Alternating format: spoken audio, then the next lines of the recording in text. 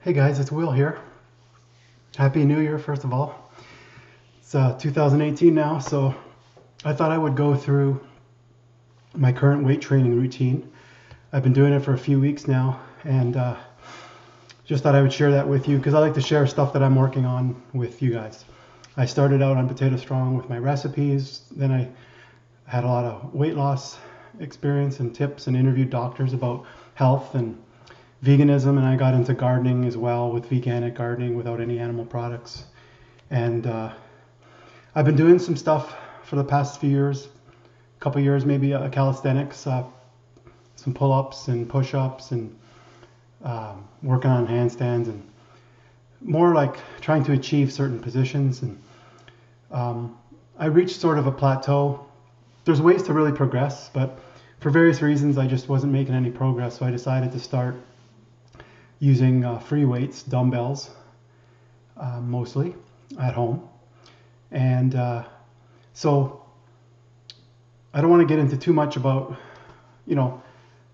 the calisthenics aspect of it, but I just wanted to change it up. I reached kind of I just, motivation wasn't there, and just wasn't making progress. And it's not just about the calisthenics, because you can make things more difficult and add weights, but I still like doing pull-ups and dips and stuff like that. So, but I'll just tell you what I've been doing. So I decided to do a push-pull legs routine. So that's a 3-day split. So one day I do push exercises, one day I do pull, and then the third day I do legs and some ab work. And that's 3 days a week. That's 3 days, in a row. And then there'll be a repeat that. So that's 6 days a week. And the 7th day is a rest. I'll show you that next. So here we go. Monday, this is the general guideline. Monday is push, Tuesday's pull, Wednesday's legs ab, then I do push, pull, legs again, and then rest. Now, if I feel really tired sometimes, because I've been, at first I just started doing this, I might take a day off somewhere if I feel really tired. So this gives you basically 3 days between the same exercises, and then 4 to go from Thursday to Monday for the next week.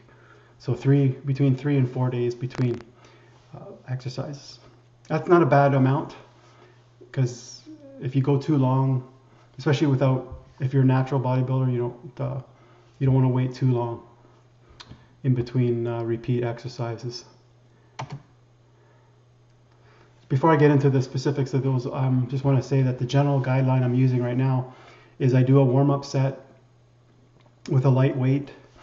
That's about 20-25 reps just to get the blood going. Then I do 3 sets so I go 15 reps, 12, and 10. So I decrease the reps, but I use more weight each time, generally speaking. And at the end, for some of the exercises, I do a pump set, and that's about 25 reps to get a really good pump and get the blood in there. And like I mentioned here, not all of the exercises use a warm-up set. So if I'm doing some chest stuff and then I go to do another chest, or if I'm using chest and then I go to do triceps, you don't really need to do a warm-up set because your triceps already been used.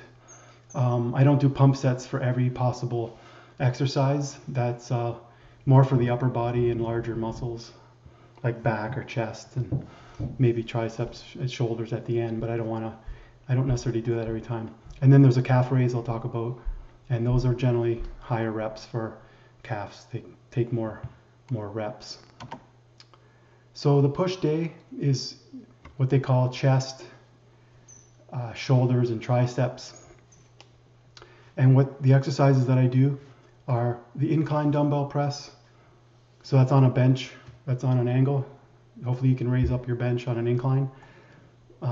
So it does the upper chest. Then I do flat dumbbell press, like a bench press, but I use dumbbells.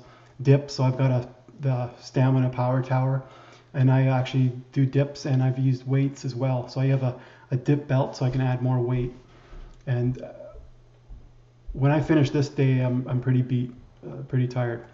tricep extension. So you lie on a bench sideways, like across the bench, and hold your arms up over your head, and do those with two dumbbells. Lat raises, so those are side raises for shoulders, your middle delts kind of thing. Bent over flies, that gets your rear delts. And rotator cuff, so I do a little bit of dumbbell. You can lie on a bench on your side and rotate your arm that way, or you can take bands, but you got to keep your elbow tight to your side and just sort of rotate outwards. And bands are good for that. That just counteracts a lot of the front focus that we do. And rotator cuff is something that gets injured quite a bit and needs to be strengthened and made sure nothing major happens to it. So for stability and that. So then the pull day is kind of your back and your biceps. Pull-ups, so I'll do different grips. So I'll do wide pull-ups, then neutral grip, palms facing, and then chin-ups. And at first, you might have to do just the negatives where you lower yourself down, the eccentric portion, or you can use bands to help you take some of the weight off. You can sort of have a band that helps you. Chin-ups are easier, generally speaking, at the beginning than pull-ups. So you can jump up or stand on a chair and then lower yourself down once you can do them. So you might not get to weighted pull-ups for a while. So this is one where I say each set, I don't necessarily go up in weight, because like in this case, pull-ups are pretty hard. But once you get really good at them, each set can be just like the other ones where you add weight to them. Bent over rows. I started doing these with both arms at the same time, and I feel really good about them. Instead of the one arm where you're leaning on a bench and you do one arm row, I tend to rotate a little bit too much, I think, and so I like doing both arms at the same time with dumbbells. So curl supinated is typical palm up, and then hammer is palms facing each other, which just changes the muscles that you're using. And I do pump sets on those, and then the bent leg deadlift. I sometimes do this with my legs, but it's because I feel it in the hamstrings. So I have pretty tight hamstrings, so it's supposed to be for lower back, but you also feel it in your hamstrings. So I'll sometimes vary this. I might do it with on the leg day. And then legs is dumbbell squats I'm doing right now. I may get a barbell because you want to go heavier on this. I'm also getting these, I'm getting these heavier dumbbells that I'll talk about, which will help for a while. Lunges, either stepping backwards, or you can walk around, and you can eventually add weights to hold on to dumbbells. Leg extensions, that's for hamstring, like a hamstring curl.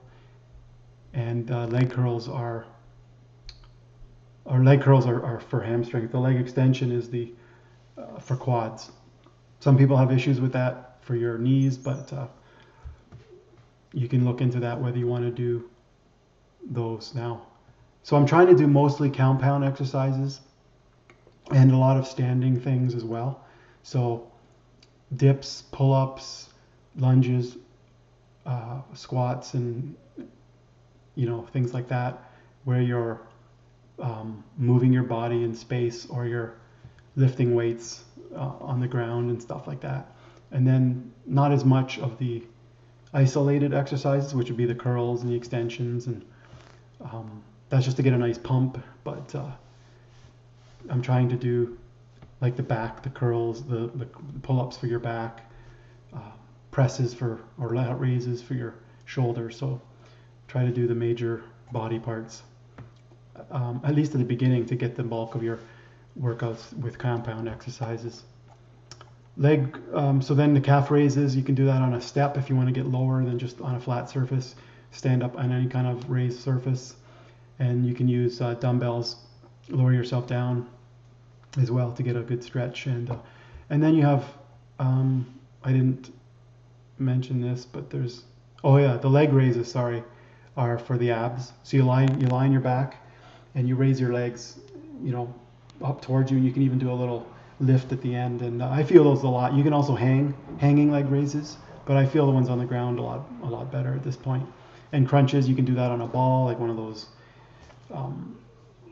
yoga balls or whatever you call them, or just on the floor.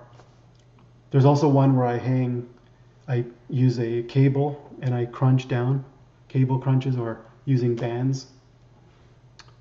But abs get work when you're doing a lot of, especially the pull-ups and stuff.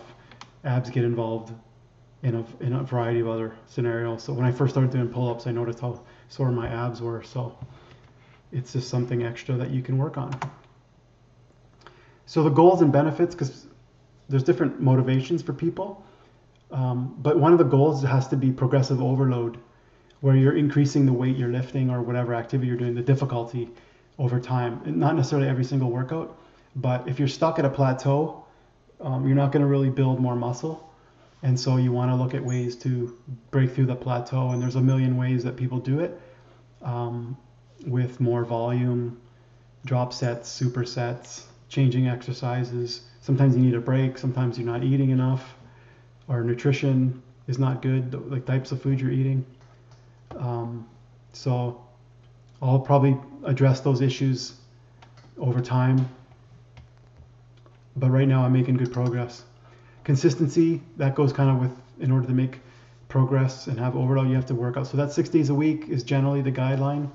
There are other 2-day plans. There's full body 3 times a week.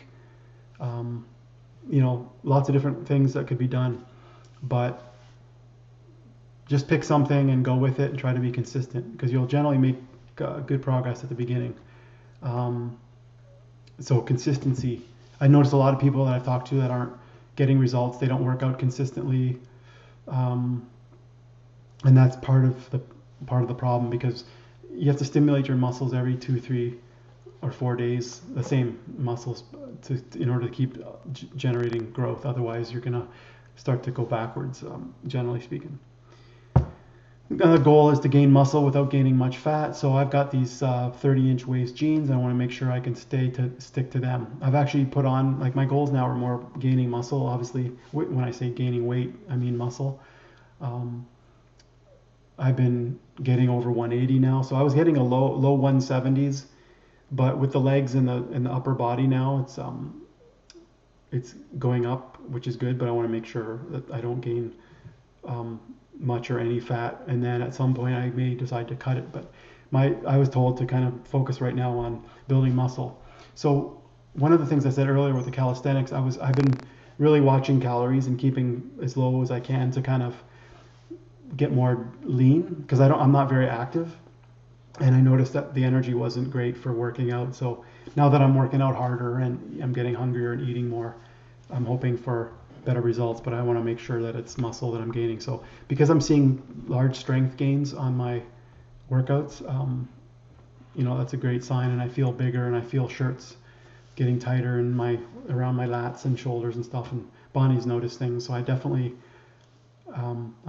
putting on the muscle, and I'll be doing photos and sort of seeing the progress over time. So I'll keep you posted on that. It's not just like aesthetics and that, but maintaining muscle as we age is great, because it helps burn fat, like more lean body mass. Especially, you're moving around and you're going to have more mass to burn, to move, more energy is burned. And bone density is great, especially for women. If you're doing weight-bearing exercises, it helps your bone density, especially in your hips and stuff like that. Loose skin, I saw somebody the other day who had lost a whole bunch of weight, 100 and something pounds, and building a bit of muscle helps the loose skin, because you have muscle that stretches it. So that'll help a lot, because people that lose a lot of weight tend to have a lot of saggy skin and just no muscle tone. And that's not what I want. And for people that have lost weight, it's going to really help potentially stretch some of the skin. And also I want to be an inspiration to others, not just with the recipes, but show some of the meat eaters and other people, even other plant-based people, but show that we can grow muscle. And I'm 48 now, and to show that it's still possible as you age as well, as in a general sense, but also to people who don't think we can get enough protein or build muscle on a plant-based or vegan diet. Some tips that I've seen that I've got for you already is to do a 5-minute warm-up, like on a treadmill or something, where you can get your blood flow and take a walk. Sometimes I used to go work out right away without doing any warm-up, and obviously there is a chance of injury, but also, like, I didn't feel motivated. I was low energy going into it, And so this way it kind of gets you going. Also listen to music. I've got a little, like a smartphone, and I play music either on YouTube or if you have Spotify or iTunes or something. For me, that's kind of like 80s rock and metal um, that I used to like when I was in my 20s. And it really helps me get that little extra energy boost. I've seen people on YouTube talk about this, and I was kind of skeptical, but I definitely suggest giving it a try. So the warm up and the music is really something to consider, whatever that style is that you like. Try to feel the muscle you're using. I'm very quad dominant, so when I do squats, I was feeling my quads burning out, which is fine if you want to develop them, but I really wanted to work on my hamstrings and my glutes more. And so making sure that I'm really contracting those and doing the exercise in a certain way that brings those out more. So being more conscious of the muscle you're using, not just slugging the weight up and down. If you go too heavy too, a lot of times the form is really bad, and you're bringing in a lot of other muscles into the exercise. Try to record your workouts. I'll show you maybe a brief view of my spreadsheet, but there's a lot of apps now that I might get into, but I'm at home, so I don't really worry about it too much. I just use a spreadsheet, but I'm an engineer, so I used to use spreadsheets a lot. And just record the weight you're using, because you want to remember what you did each time so that you can make progress. If you keep going back and using the same weight or even less, that's one reason why people don't make progress, because they kind of forget what they've done and they never increase the weight. Make sure you're eating enough calories, because you need glycogen for your muscles. So that's one of the mistakes I made when I was kind of watching my calories and not very active, is I didn't have enough energy. So you need carbohydrates to fuel your muscles ahead of time, like before the workout, not the same day per se, but in previous days. You need a good glycogen store for your muscles, and you also need obviously protein to build muscle. And you don't have to go crazy, but like with plant-based protein, but it is a little more of a concern when you're doing weights. So that would be beans, like eating more legumes, soy, black beans, lentils, kidney beans, chickpeas, tofu, that type of thing. There's a lot of protein in all sorts of things. You'd be surprised, like bread and oats and everything. But if you're just eating rice and potatoes, and it can be on the low end of protein. So it's one area that I differ a little bit from McDougall. If you're going to be a little more athletic, is that you gotta, especially depending on how many calories you're eating, is to try to get a little bit more in the legumes. That's for sure. And also, I wouldn't overdo cardio. I'm minimizing cardio right now because I want to focus on weight training, muscle building. And the thing is, I don't want to burn through the glycogen like in my legs, like per se, if I do a lot of running or biking, because when I do my leg workouts, I want to have the glycogen in there. But that's up to you. But I know people that are very, very lean and not very much muscle, and they do a ton of cardio. They're running and biking a lot, but it's not 100%. It's just what you're focusing on. If you can do both, that's great. But I'm personally focusing more on the weight training right now, especially if I'm doing it like 6 days a week. Some of the future changes that I might get into would be adding in a couple more sets, which would be even lower reps, 8 and 6. So I'll go heavier each time. That's to do more on the strength side of things and increase the volume. There's this 10 by 10 German volume training, which sounds pretty brutal, but pushing more volume. There's also 3 full body days where you do the full body 3 times. So you don't do as many exercises, but you do it more frequently. And there's a somewhat negative view towards that. It's more of a beginner thing, but apparently Steve Reeves and some people are able to do that. And then the benefit of that is it gives you're exercising your body, your same muscle groups every other day, so it's more frequent.